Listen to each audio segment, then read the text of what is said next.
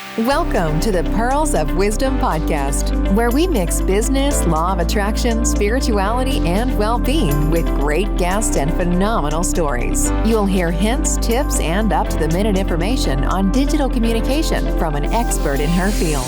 Pearl has some wonderful individuals in her networks, and she will be interviewing them all at some point in the future. Enjoy your listening.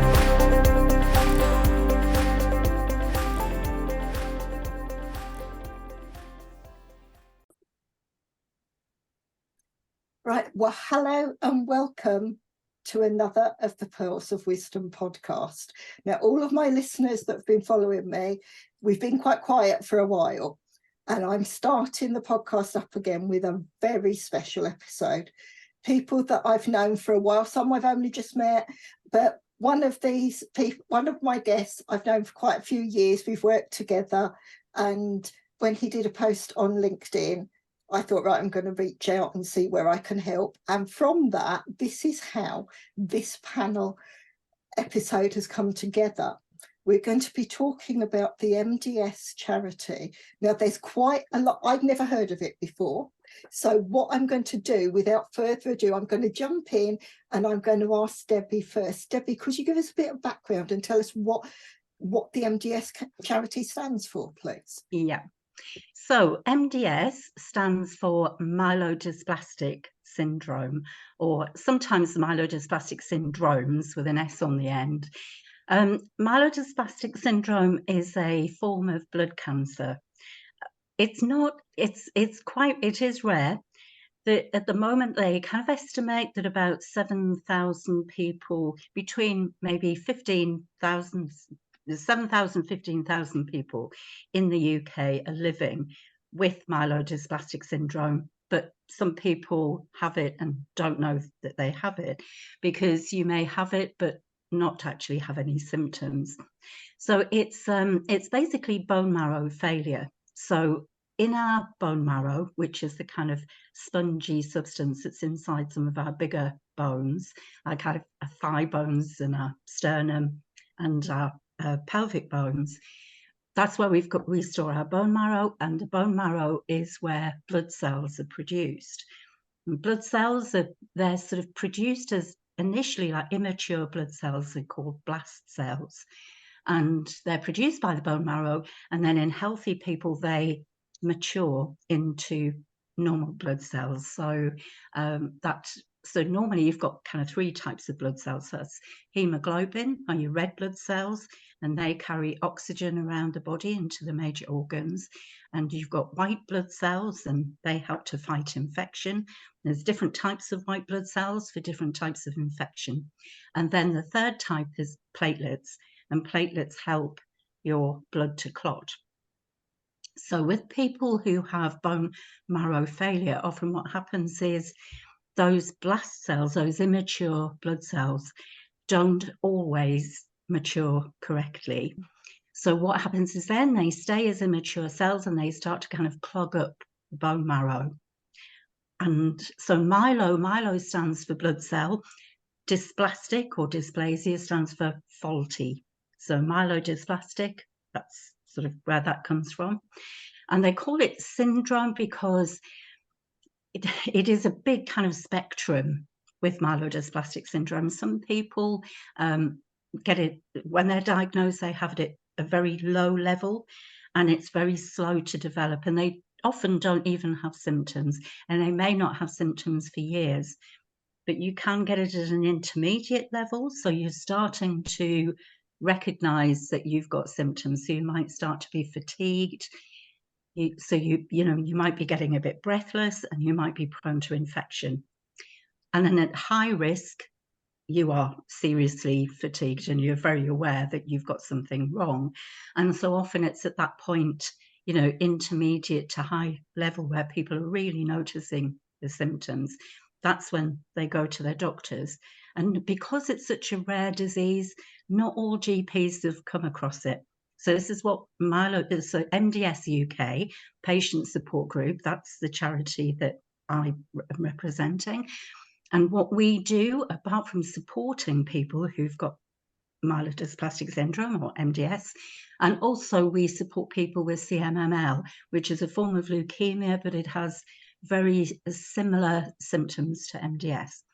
So we support those people as well. So apart from supporting them, signposting them to different services, we also try to raise awareness of the disease. And so to get it on the radar of GPs, so that when people present to them with those kind of symptoms, it might just put up a red flag and they can send people off to be tested. So there you are, in a nutshell. That is wonderful, and thank you for giving us such a detailed background, because I think this is so rare. Not many people will have heard about it. No. At all. And I'm going to ask Pete now. Now you're going to see and hear from this podcast, we've got a father and son on this call, and it's Pete. Now, Pete, we've heard how Debbie has shared certain bits about what to look for. How did you come about this? What was it that sort of drew you to actually having that diagnosis?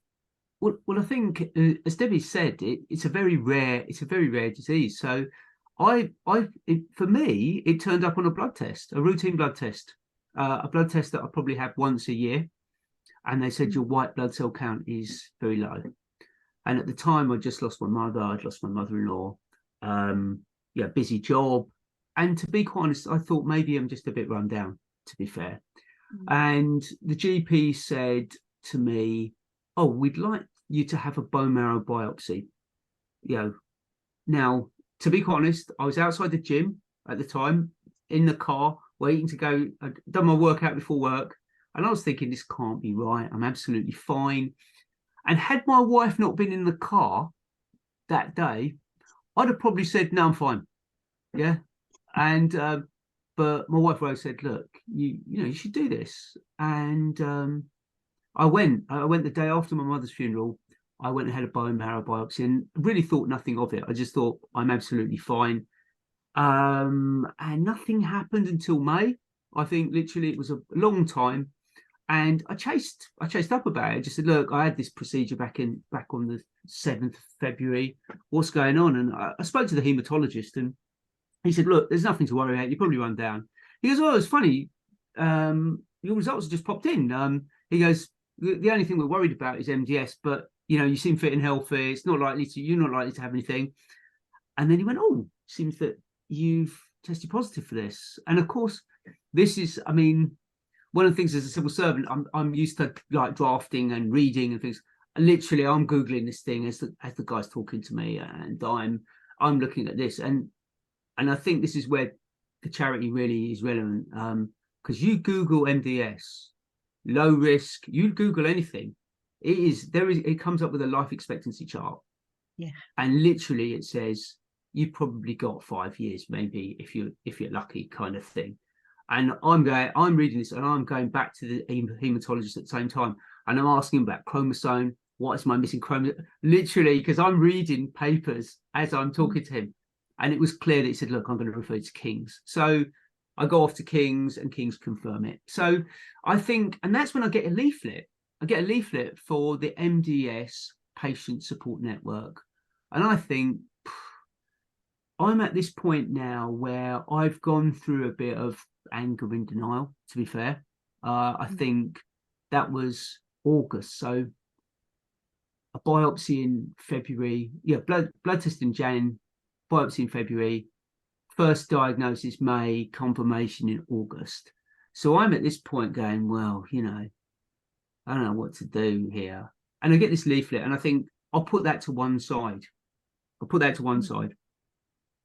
But then I get in touch with the group, and I go to a meeting, and as Debbie said, I meet people that are actually still alive with the symptoms that I've, with the diagnosis that I've got, and they've been walking around for 10 years. They're having some people are having treatment, but it is a source of hope of meeting real people who have got your symptoms or your diagnosis, and it all behaves very differently. So you realize, oh, actually, this is quite unique, and maybe there is some hope. Maybe I don't have to worry about this Google paper that's really in front of me. So I think, yeah, to be quite honest, it was the charity really helpful in that meeting, and it did took me another probably 4 or 5 months before I went on the Facebook group. But I think the point about where MDS UK patient support group, it's about hope, because quite frankly, at that moment, when I looked at all that Google stuff, I was pretty low. I was pretty low, but the group really does give you that hope. So there you go. That's my how I got diagnosed story, Pearl. But this is what I want everyone to hear, and this is why I want it on the podcast, because how many of us will be given something that will be a life-changing moment or something, and it's how you deal with it. And to set how you've talked through what you've done, and as we're coming in later to see just what your son Joe is doing to really raise awareness for this as well. There's so much. It's inspiring to know. The thing is here, Pearl, is that Joe's really instrumental in like how I've tackled this, because I came across this quote, this Confucius quote, and it says, everyone has 2 lives, but the second one only begins when you realize you have one. Right? Wow. So, and what that means is that technically we kind of go around and get obsessed with routine tasks. It's kind of work, eat, sleep, repeat, kind of what we do. And often you can forget that actually there are things that you really need to be grateful for, and really things that you need to tackle. And I think Joe, you might correct me if I'm wrong here, but I think it was, you came up, you visited me after I think I had the diagnosis. I think you and Miller came round, and I was saying that in 6 months I was planning to retire. And Joe said to me, well, you're done, aren't you? Surely? Shouldn't you be out there and doing stuff rather than knowing what you know? You don't know how long you've got, Dad. Why aren't you doing stuff? And it took me a weekend of reflection to realize this is I'm just literally in eat, sleep, work, eat, sleep, repeat. I'm literally just conditioned to that. And I've been doing that for 40 odd years. So it took Joe to kind of get me to realize actually there's something here. So that really was what made me kind of think, well, actually start reevaluating right now. Second life has begun, as Confucius would say. Would you like to add to that, Joe? Because you've just, it's just this fantastic words of wisdom, unless it's pearls of wisdom. So what is it? What brought you to say that to your dad? Yeah, I don't know. I think, there's I hope this will come out, is that there's a really nice, I think, like synergy between the way me and my dad think. I think, the reason you end up doing something like trying to run 100 miles is obviously you have the right influences around you. Now, yeah, I suppose for Dad, that's a turning point where I said, Dad, this is retire, it's time to go. But there's plenty of times where people hear that kind of advice and they say, yeah, I should. And they turn up and work in the civil service on Monday and Tuesday and Wednesday. And if you've got 40 years of service, of course you're going to do that. Yeah. So I think, pearls of wisdom, I guess my point is pearls of wisdom are great, but sometimes you need to be the person to act on them. Yeah. And for me, that was a really proud moment when Dad decided he took in one step, closed the door, not in the way that he would have wanted to on his career at the civil service, but closed the door, flipped the page and said, okay, what now? And I think for me, that was a moment. It was that action. That's what I'm talking about with synergy. I might have said it, but it's the next action that then inspires me to go off and do other things. Now, what we haven't mentioned is that what immediately followed that was within a week, I decided in the gym that we should jump out of a plane and do a skydive. And again, it's one of those things where I threw it out and Dad agreed, and then I couldn't back out. So for some reason or another, me and Dad, September, was it a month, just a month after, ended up 15,000 feet in the air, praying for our lives and jumping out of a plane. So it's like I said, there's a really nice borderline strange synergy that we have, that I think comes out in a nice way and inspires us to do more and ask more of ourselves. And I think for me, it's really refreshing because that challenges me to do stuff as well. And this is what's so special. I think anyone listening to this and anyone that knows any of the people that are on this podcast, you will know just how passionate they are and how they will go out to help others and put that awareness. And I think that's how everyone gets on in life. The people that just keep it to themselves and don't want to share and just go inwards, yes, some people deal with that, but then no one can help them. Whereas if you go out and you share, like you've done, Pete, and like Joe, what you've done to support your dad, and I'm sure, Debbie, you have a lot of this within the charity where you've got the support networks, that you've got all this, and it's seeing certain people. And I'm hoping that anyone listening to this or watching as the video, no matter what they're going through in life, you're going to see how people have approached life-changing events, and it's been for the positive. And I think if everyone can think like that, it makes things slightly easier, and it makes you realise you're not on your own. And I think having that, I think that really is a massive thing to be aware of.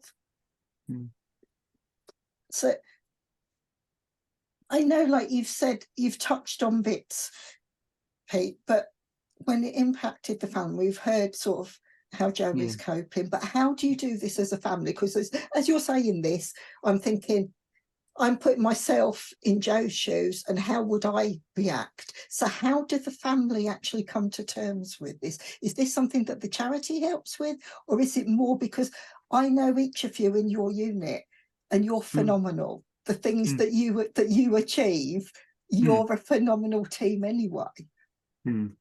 Well, honestly, I think I'm thinking about this as I go, Pearl, so I'm trying to make it as eloquent as I can.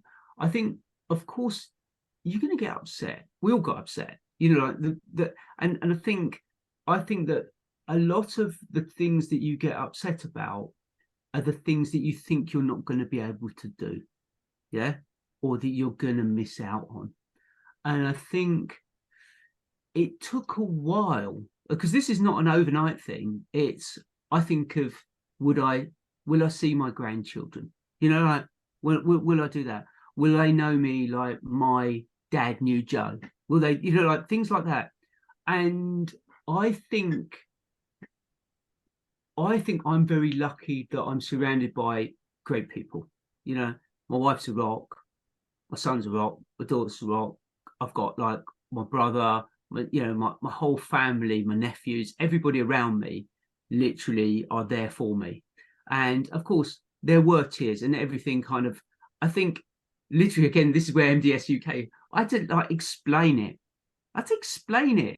Like, and when you walk out of your conversation with your oncologist or hematologist, there's a lot of things like blast cells and chromosomes and stem cell treatment. And the charity had this little video, Milio's Way. I went, oh yeah, I can watch this. And I'll come in. And then I spoke to Chris Dugmore at the Essex group. Excellent person, giving up a lot of time, helping everything. And she said to me, oh, Pete, here's a way of explaining this. This is how you can do it. So, of course, the first thing is arm people with knowledge. Tell them you're not going to disappear overnight. And you can explain what is a very difficult diagnosis in a sensible way. The second thing, I think, was that you get out of your own head. So you basically think the things that I'm worried about haven't happened. The future is a concept. It's not there. But everything I've got right now, I still have. Yeah. And I don't want to ruin that by being upset and down and bringing people down. What I want to do is lift people up and try and go, we can do this. We can do this. We can do this. And we should do it. We should do it now.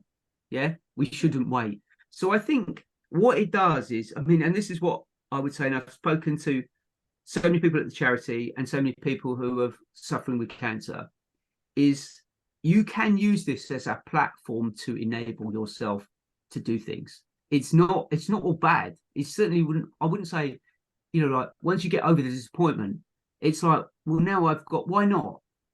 Why not visit my friend in Australia who I said I was going to do 12 years? Why don't I do that? So you just basically say, well, actually, okay, I'm fortunate enough that I've been able to finish work and been able to do that. But that could be, I'm learning a language. I have hobbies that I wanted to do that were basically outside of work and I wouldn't get round to them. So why not? Why don't I do them? So I guess what I'm saying is you get support from your family and friends. You have to be mentally resilient to go and reframe everything to say, actually, why not now? And then to be quite honest, then it's just about execution. It's like Joe says, you go out and you do it. You don't just think about, oh, wouldn't it be good? I should do that. You do it. Yeah. Yeah. And I think that is so wonderful. And I think that's something that anyone listening or watching this episode, embrace that. I think we should all embrace that and take every day almost as if it's going to be our last. Take every day and just jump, do exactly what you want. So don't live life thinking, well, maybe not exactly what you want, Paul, but I get your drift. Yeah, I mean, even just for the podcast, how many people, the thought of us sitting and listening to the potential of hundreds of thousands of people can listen to this once it goes out, it's quite, for a lot of people, that's quite nerve-wracking. But if this is the push that gives someone the thought that thinks, yes, I can do this, I'm going to make today count, and see just what they can do and just see how they can go and how far they can go. I mean, I'm going to turn to Joe now.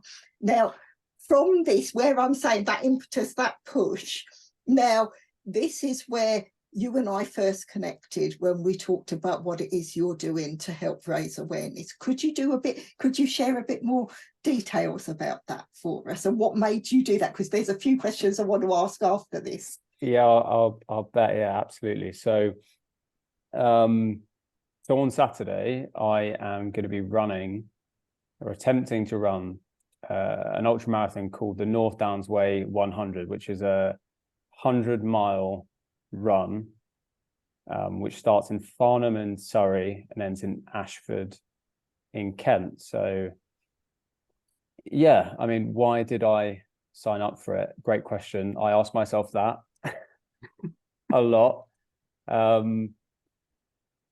Obviously I'd be lying if I said that, a big part of it wasn't Dad, right? So it would have been, I think I signed up at the end of December. And yeah, I met partly Dad, and I guess I'd also be lying if it wasn't a bit of Christmas indulgence that made me think I needed to probably shed a little bit of weight. So I started looking around at things, big challenges that I could do. And again, like I said, I was inspired by Dad. He just booked his round the world tour. He's doing all his Spanish lessons. He signed me up to get back on a motorbike so we can ride around in the Spanish mountains. So you kind of starts removing all these mental excuses that you think of, like, well, why not? Why can't I do this? So, I started looking at ultra marathon events, and I found this run on the 5th of August for 100 miles. And I'm not really, I don't really like running, which is a bit strange. I'm not much of a runner. I mean, the months leading up to signing up, the only run I was really doing was with my best friend who lives down the road.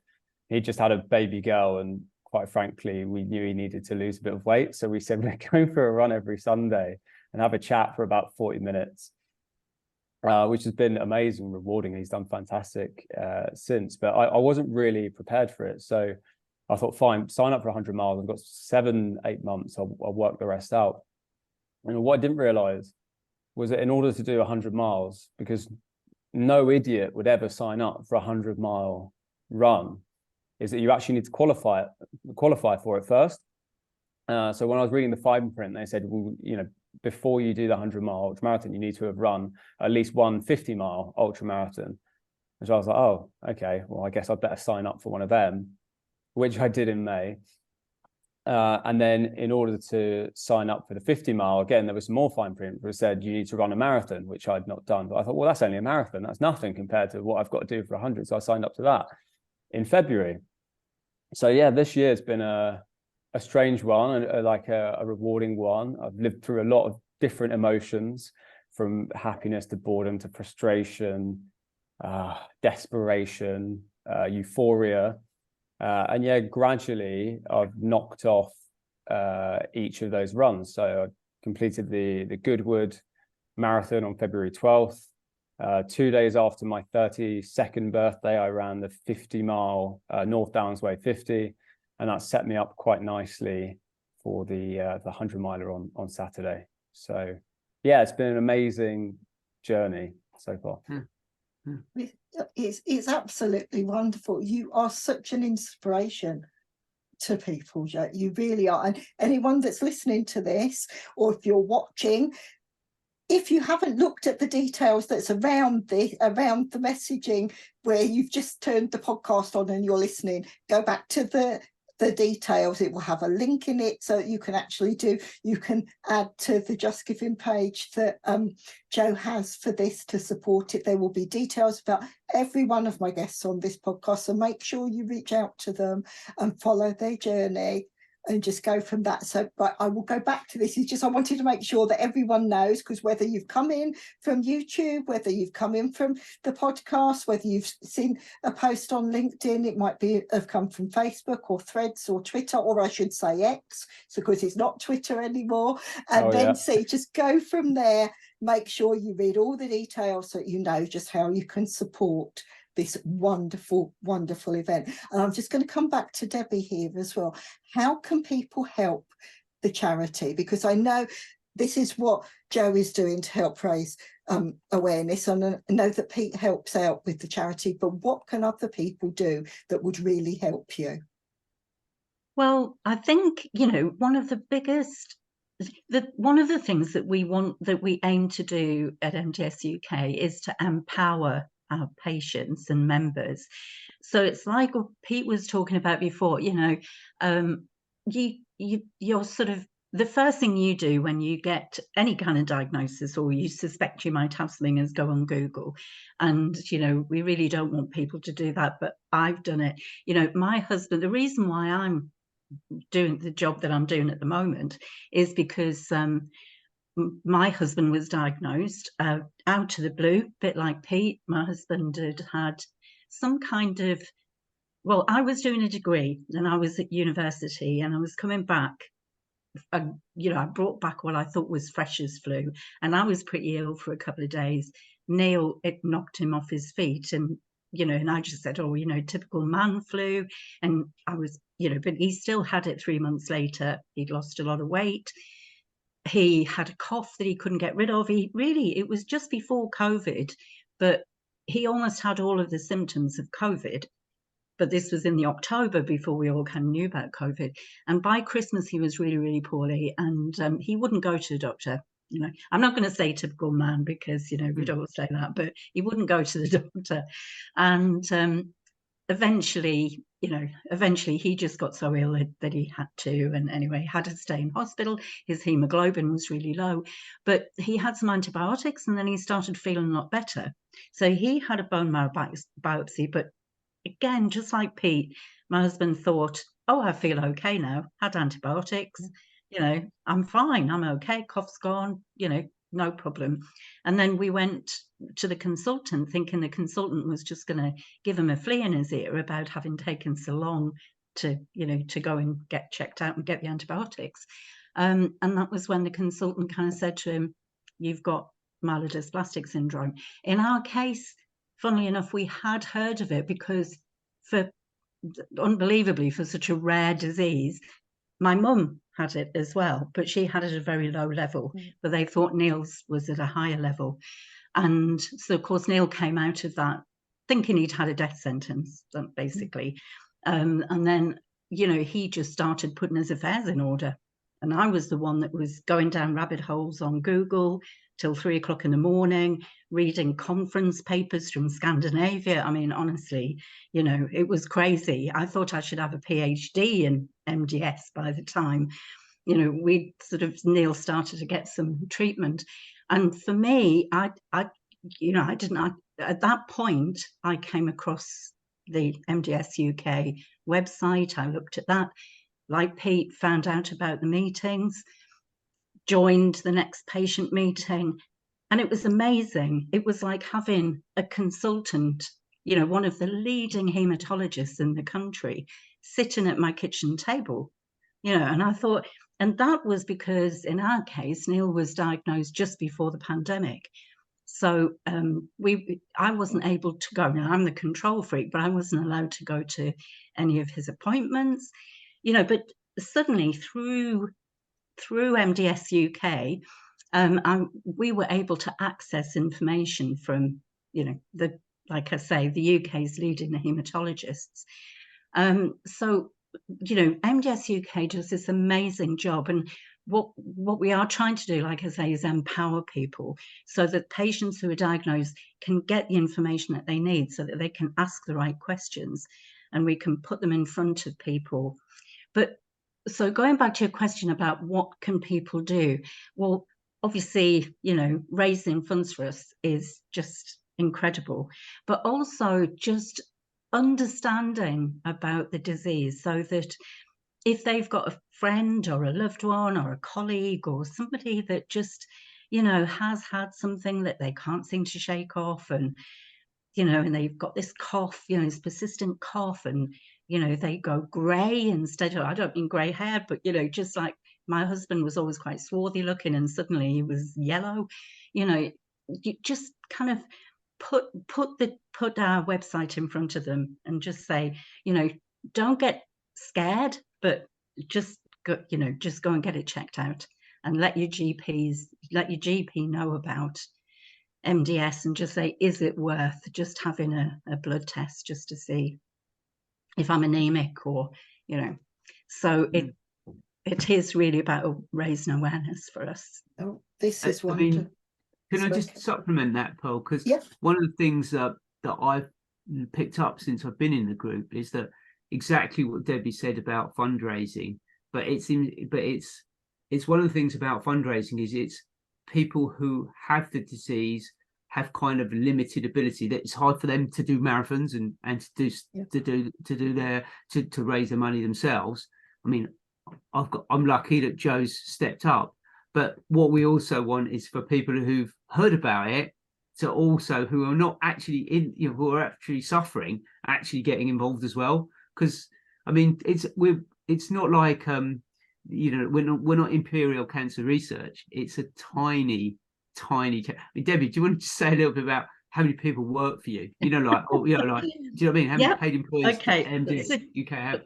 I mean, if you look at, we take, well, I'm not going to name them, but one of the bigger cancer charities, not Cancer Research, not Macmillan, not the really, really big ones, but another one which is, I suppose, you know, comparable to us in how they try to sort of support people. They have about 400 members of staff. At the moment, we have 4. So, and then we've got, you know, fantastic volunteers like Chris Dugmore. So we've got, you know, our trustees are very involved, very engaged, you know. And so, yeah, I mean, at the moment, we are a little bit short-staffed, to be honest, because we've got a couple of people that, one person on extended leave and a couple of people who are kind of part-time at the moment. So, you know, we are starting to recruit, and so, yeah, we are a little bit short-staffed. So we are trying to punch above our weight in terms of, you know, having a really good website and, you know, having, and we rely an awful lot on our volunteers. And that's the other way that people can get involved. You know, if you don't want to sort of run marathons or jump out of planes, I mean, which thank God for people like Joe that are prepared to do that. I think you're insane, but, you know, in the Northeast we would say you need to get your bumps felt if you're going to be jumping into planes.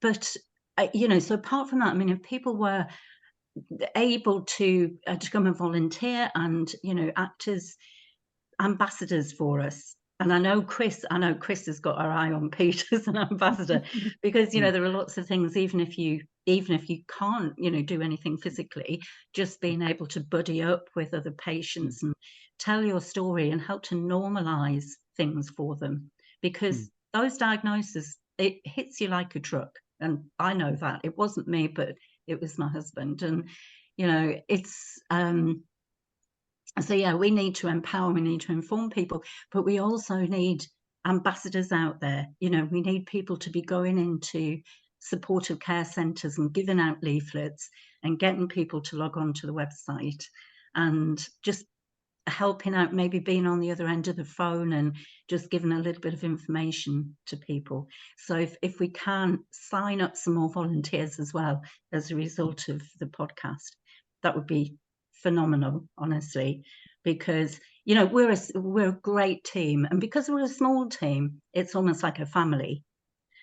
And, you know, we have people, like I say, like Chris and Claudia's another one of our patient coordinators who, Claudia and Pete, when Pete mentioned about, you know, being on a meeting with people, seeing people still walking around and still, you know, living their lives, who've been having supportive care for MDS for 15 years. You know, that for me was a massive thing to be able to say to my husband, look, you think that you've got weeks to live. That's the way, you know, but look at this person's got the same thing you've got. And she's, you know, she's 15 years she's been sort of still having the same supportive care. MDS, it just affects every single person in different ways. But, you know, it is difficult for them because of the type of treatments that they have to be able to get involved on a physical basis. But even so, you know, they're happy to sit on the other end of the phone. So if people can, you know, volunteer like that, that would be amazing. Well, I'm going to put out an open invitation. You can all come back at any time you want. I would love to follow these stories and see if you want to come back. I will have you on this podcast as often as I can to shout from the rooftops about what you do. And I'll make sure that I will amplify every message to the nth degree, so we get this global and people see how they can actually help you. That's amazing. Thank you. Joe, now I'm well aware you started telling us, see, we've not let you off the hook. We still want to know a bit more about this run, about this run. Now, you see, I can be the biggest geek on the planet. I mean, I'm sitting here, most people that know me, I'm Apple everything, and I've got my Apple Watch here, and I will check all the time, what's my heart rate? Have I done enough steps? Should I be standing up and everything? Now, because I'm a gadget girl, is there anything that you'd recommend with training always that if people can follow in your footsteps, not saying they can all do the 100-mile, but they might want to do a 5K or something, but how do we keep ourselves safe as well? Because we don't want people that aren't fit suddenly starting to do something if they don't know the signs, if they should stop. Yeah, so don't do what I did. is the overarching message. So what I did was what anyone who thinks they can run 100 miles does is start running distances. And let me be clear, I got the help of an amazing personal trainer, Ollie McCarthy in Tunbridge Wells, who gave me a great program and great advice and was very clear. You know, do not, you know, if you start to feel a bit, you know, these are punchy goals. If we start to feel pain, don't push it. And what did I do? It completely ignored it. Ran, because if you're going to run 100 miles, of course you think, I don't feel pain. What's pain? So I quickly put myself out of action with a very painful knee overuse injury where I couldn't walk in the lead up to my marathon.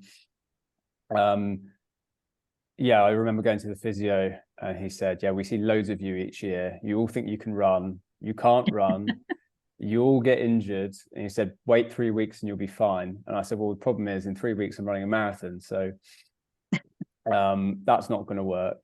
And then, you know, similar story again. I started running after the marathon, felt pain, thought ibuprofen would do the trick. Ran for 30K on that leg, tore my calf, had ankle ligament damage, didn't run before the 50-miler until I think I was walking, was I on your birthday on the 6th of May, Dad? Yeah. And then you weren't walking. You weren't. I wasn't walking. Yeah. And then I ran it. I just thought but something happened the weekend before where I was walking around, things were okay. So I thought I might as well turn up and try, ran it. And then, yeah, true to form, I thought it would be a good idea a few weeks ago on holiday to try surfing for the first time. I think I'm fairly sure I've broken my toe. So I'm not the person to give advice, but what I can do, the advice I give to other people actually is actually what I gave to my best friend. And we, like I mentioned him earlier, so we run every Sunday. And he's a brilliant story. And what I told him is, and I think this has been great advice, and he's lost, since we started running in 2022, he's lost 15 kilos. He's doing his first half marathon this September in a few weeks. So that's a success story. And the principle we operated on, which was a sensible one, I think, is just do what you can to start running. So the first run we did, he was not in a good way. We ran for 5 minutes. It's terrible. I said, that's fine. Stop there. We'll come back again and we'll do it again next week, and we'll just build up. And the rule we have is that unless you can do this every week, 52 weeks of the year, don't do it. It should feel easy. And I think that's the problem a lot of people make if it's building habits, if it's trying to get into shape, is that we get caught out by these 12-week programs, or I'm going to get in shape and run this in 12 weeks. Well, great. Show me a picture of you in 17 weeks. Are you still doing it? So the principle I think that works, that I obviously didn't follow, let me be clear, is if you're going to try and do something, it's all about consistency and building those habits. You know, you can't be motivated every time. You have to be consistent. You have to build the habits. If something doesn't feel simple to you, like running every Sunday, and you couldn't happily do that for 52 weeks a year, don't do it. Do that, and then do it every single week, and then just build up from there. And then when that feels easy, maybe 10 minutes is where you move to. So that is the advice in theory, which I would say to people. But sometimes when you've got to run 100 miles, yeah, you've got to push it a bit. And this is going to be probably left field. It's just something that's come to me, so I apologise. It's just coming out of the blue. If you're running, have you got any favourite songs or anything, or if you're saying to people, because I know what I listen to when I'm on the treadie, so is there any favourite songs or soundtracks you'd recommend, say this is the best beat to run to? You know what, it's so a lot of the long runs, it really is like like I said, I don't really like running, but what I love about it now is it's one big mind game that you're basically playing with yourself. Where, you know, if you're out for 3 hours, you're out running for 5 hours, 10 hours. But we've all been on a treadmill for half an hour. I said, I am so bored right now. I'm so bored, or this hurts so much. And I think, and ultimately you question yourself, like, why am I doing this? Like for me, I don't need to run. I've got a car. I don't need to run 100 miles. No one needs to run 100 miles. But I think it's the quality of thoughts that it provokes in you to force you to do something like that. And I think that for me, that's one part of running, is you're always answering when you're 3 hours in and everything hurts, like what, and you know you've got another 7 hours to go. What quality of thought are you gonna what quality of thought have you got, and what questions are you asking yourself that's going to bring something more out of you mentally? Because that's the difference. It's not going to be physical, it's going to be mental. What's going to bring something out of you that's going to dominate that pain that you're feeling physically? And sometimes it's just listening to a good Ed Sheeran song. You know, that's the that's the thing. It's you know, for me, it's it comes to you. It's anything that sometimes it's just the old songs. So for me, it would be, you know, for Dad, I guarantee it would be something from, you know, the 1980s when he back in his clubbing days. We'll just take him back. He'll cruise off, and suddenly you could be having the best time of your life. It'll be something like that. It'll be a really corny song, and just something that will just take your mind away and get you to focus. So nothing wrong with that, Pete. Yeah.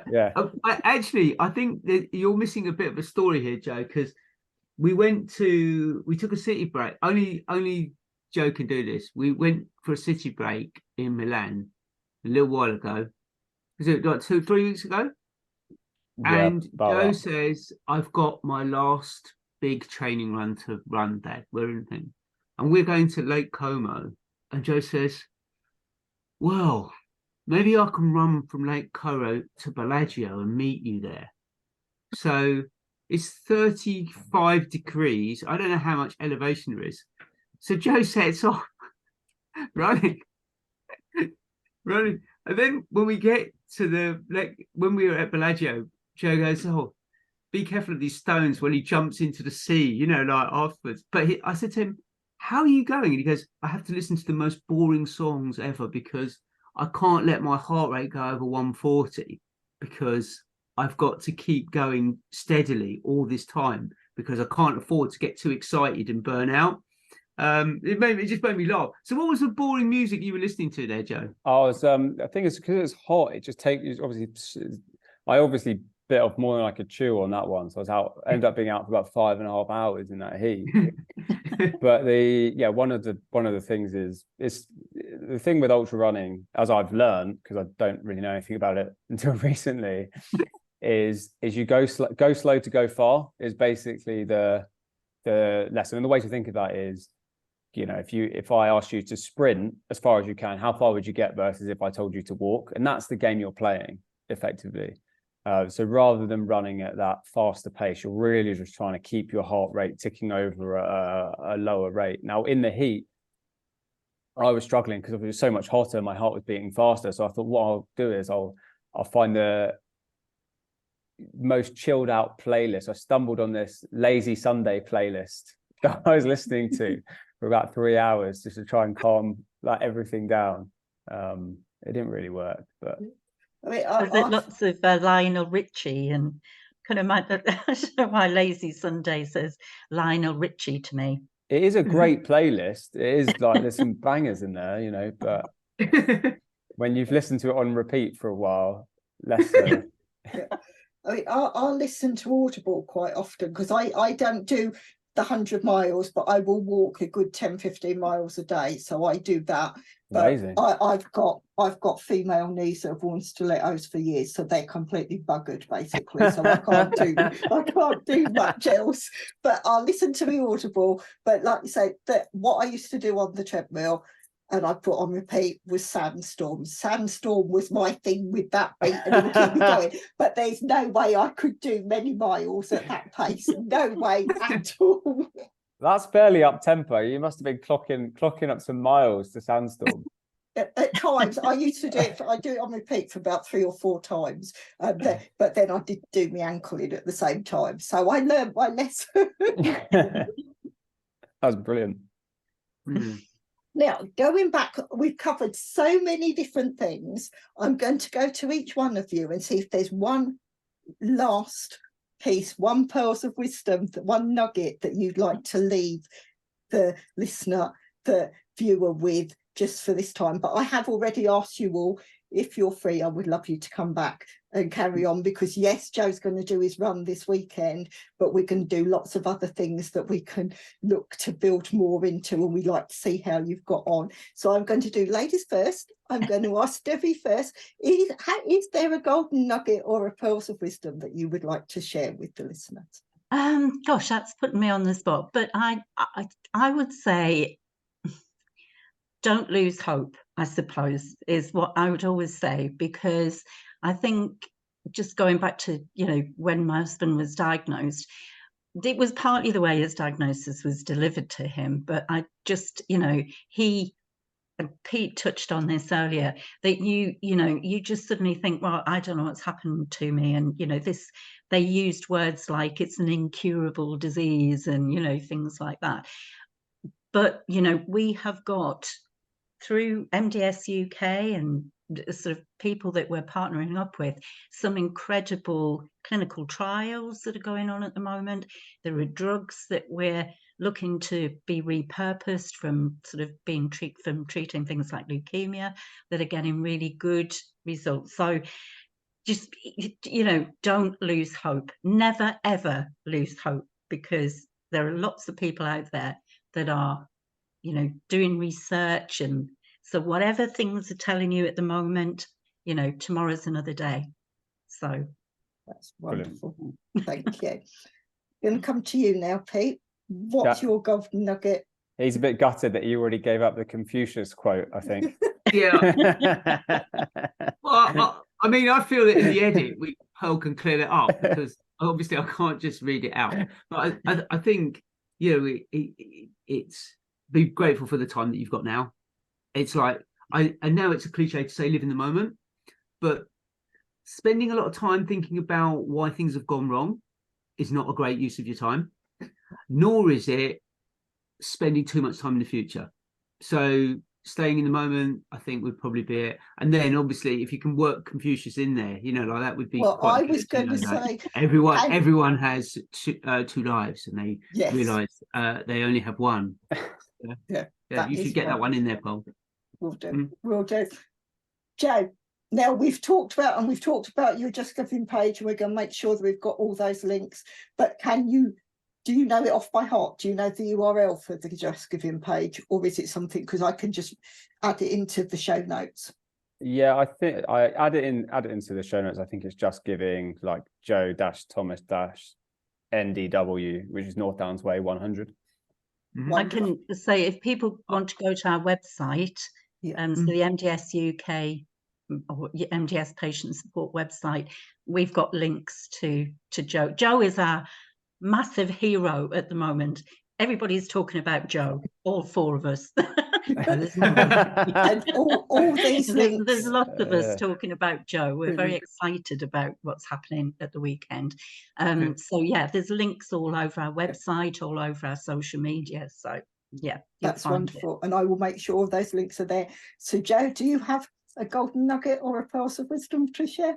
Yeah, I would. And I guess this is, I think we slightly covered this earlier, and it's really only come up since I've started promoting the run and putting stuff out there, which is, to be honest, not something that I really was thinking about a lot or knew like how to do especially well, but really it's just to put yourself out there, and I guess in the context of the year, set enormous targets, and don't lose hope, and just keep plugging away, because you never realize that if you put that target there, like you might get there, you might not, but it's going to put you on a different path to a different trajectory than you would otherwise go. And I think for me, just in the past couple of weeks, I've been really overwhelmed with the support you've got. And I think some of the Debbie, hearing your story today, it's been a similar experience as well, with other people talking about people having diagnosis from blood cancers, and it gets other people talking.